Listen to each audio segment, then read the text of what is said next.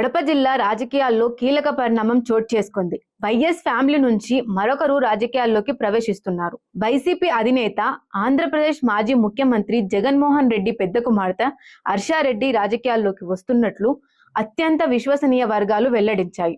అంతేకాదు, ఆమె తన తొలి ప్రయత్నంలోనే కడప లోక్సభ బరిలో నిలవనున్నట్లు తెలిసింది. 2029లో జరిగే ఎన్నికల్లో వైసీపీ తరఫున ఆమె బరిలో నిలిచే అవకాశం ఉంది. గత కొన్ని శతాబ్దాలుగా కడప లోక్సభ నియోజకవర్గం వైఎస్ రాజశేఖర్ రెడ్డి కుటుంబానికి కంచెకోటగా ఉన్న సంగతి తెలిసిందే.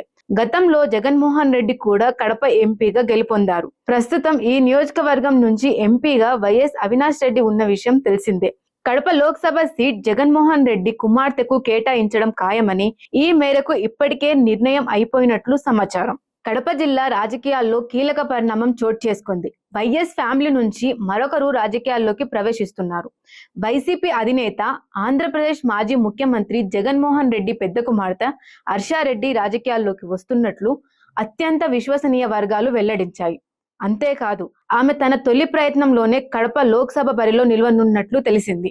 2029లో జరిగే ఎన్నికల్లో వైసీపీ తరఫున ఆమె బరిలో నిలిచే అవకాశం ఉంది. గత కొన్ని శతాబ్దాలుగా కడప లోక్సభ నియోజకవర్గం వైఎస్ రాజశేఖర్ రెడ్డి కుటుంబానికి కంచెకోటగా ఉన్న సంగతి తెలిసిందే.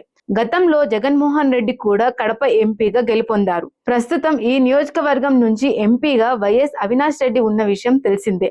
కడప లోక్సభ సీట్ జగన్మోహన్ రెడ్డి కుమార్తెకు కేటాయించడం ఖాయమని, ఈ మేరకు ఇప్పటికే నిర్ణయం అయిపోయినట్లు సమాచారం.